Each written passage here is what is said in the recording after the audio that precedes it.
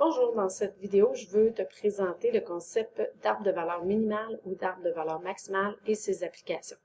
Donc d'abord, définissons, qu'est-ce qu'on entend par un arbre de valeur minimale? Donc c'est un arbre qui relie tous les sommets d'un graphe par une sélection d'arêtes dont les valeurs totales est la plus petite possible. Donc je vais prendre les arêtes qui vont être les plus petites de façon à minimiser des coûts, par exemple.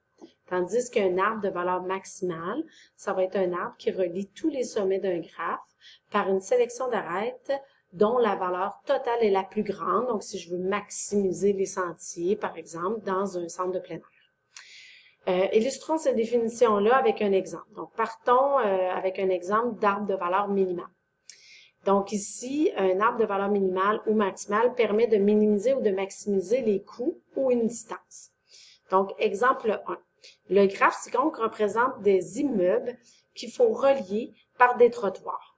Le coût estimé pour la construction de chacun des trottoirs est représenté par le poids de l'arête sur le graphe. Donc, par exemple, ici, l'arête entre A et B veut dire que le coût est de 1320 pour la construction du trottoir entre l'immeuble A et B. L'objectif est de minimiser les coûts totaux de la construction de ces trottoirs en s'assurant que tous les immeubles soient bien reliés. Donc, je veux relier chacun des immeubles. Je ne veux pas nécessairement faire le chemin le plus court. Je veux que chaque immeuble soit accessible avec des trottoirs, mais je veux que ça me coûte le moins cher à produire. Donc, je vais utiliser mon outil d'arbre de valeur minimale. Comment je fais pour construire un arbre de valeur minimale à partir d'un graphe qui est évalué?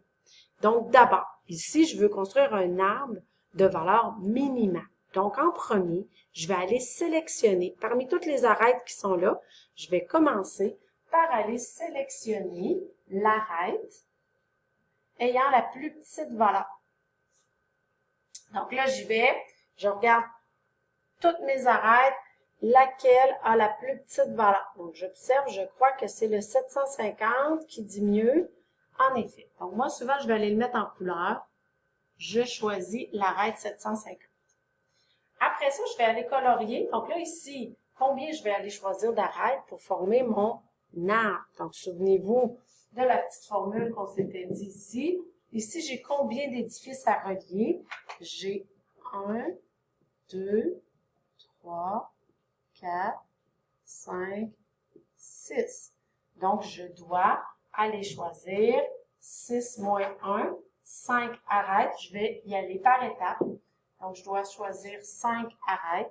1, 2, 3, 4, 5. Et je dois choisir, comme je vous ai dit, en procédant, je commence par choisir celle qui a la plus petite valeur et ensuite celle qui a la deuxième plus petite valeur sans que ça forme un cycle. Donc, ici, j'ai choisi le 750. Je poursuis. Deuxième que je vais choisir, j'ai 835, non, j'ai un 790. Donc, je vais choisir, donc 790. Je poursuis, il m'en reste 3 à choisir. J'avais le 835, donc je choisis 835. Ensuite, le prochain, je vais choisir le 850. Donc là, je ne forme pas de cycle encore, donc je vais choisir le 850. Bon, ensuite, la prochaine plus petite valeur en ordre croissant, ce serait le 920. Mais là, le 920, je ne le prendrai pas. Pourquoi? Parce que le 920 fait un cycle. F-E-B-F. Donc, je fais un cycle. Puis ça, j'en veux pas. Donc, celle-là, je la choisirai pas. Donc, je continue de façon croissante. La prochaine arête serait la 1160, mais j'ai encore le même problème. Je forme un cycle si je choisis celle-là, donc je ne la choisis pas. Je passe à la suivante. 1320, 1320. Est-ce que je forme un cycle? Non. Donc, 1320. Et là, vous voyez, j'ai relié chacun des immeubles et j'ai choisi en ordre croissant, les arêtes en commençant par la plus petite, et j'y vais comme ça. Puis lorsque l'arête forme un cycle, je ne la choisis pas, je passe à la suivante. Donc voici ce que j'ai dessiné en jaune, c'est l'arbre de valeur minimale, qui me permet de répondre à la question. Donc là, quelle est la valeur du coût de construction? Et là, le calcul, j'ai simplement à additionner le coût de chacune des arêtes. Donc là, j'y vais. 750, je vais lui additionner 790, je vais lui additionner 835, je vais lui additionner